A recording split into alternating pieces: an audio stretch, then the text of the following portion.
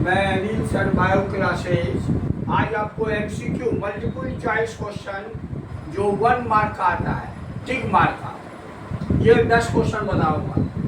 In which cell organelle is present in plant cell but absent in animal cell. मतलब इसमें option है chloroplast, endoplasmic reticulum, mitochondria, ribosome. मतलब plant नीचे जो cell organelle दिया हुआ है तो प्लांट सेल में पाया जाता है और एनिमल सेल में एब्सेंट है, तो इसका करेक्ट आंसर होगा A, chloroplast. Chloroplast is only present in plant cell but absent in animal cell.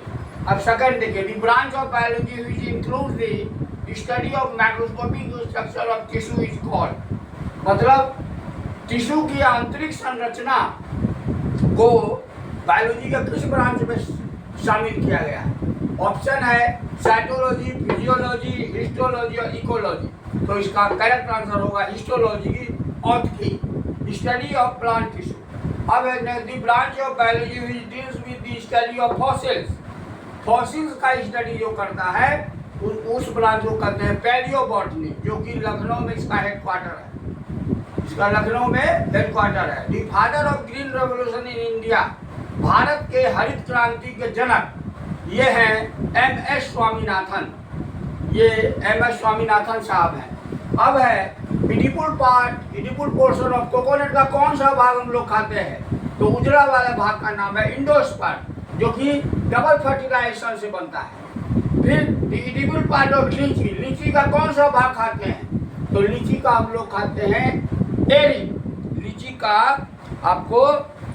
का हम लोग खाते हैं, लीची का जो पोर्शन है वह लीची का पोर्शन है आपको, लीची का हम लोग एरी खाते हैं। एरी इज द करेक्ट आंसर। उसके बाद है विच प्लास्टिड फाउंड इन पेटल। फूलों में कौन सा प्लास्टिड पाया जाता है? तो क्लोरोप्लास्ट नहीं, ल्यूकोप्लास्ट नहीं, तो क्रोमोप्लास्ट मिलता है। The site of protein synthesis, protein संश्लेषण सेल में कहाँ होता है? राइबोसोम में होता है। फिर है the power house of cell, कोशिका का बिजली घर कौन है? माइटोकॉन्ड्रिया। तो मैं 10-10 जो है आपको डेली बताऊंगा एमसीक्यू, जो परीक्षा के लिए any examination, UPSC, BPSC, teacher, कोई भी एग्जाम हो, इसमें इससे क्वेश्चन आता ही आता है। Thank you.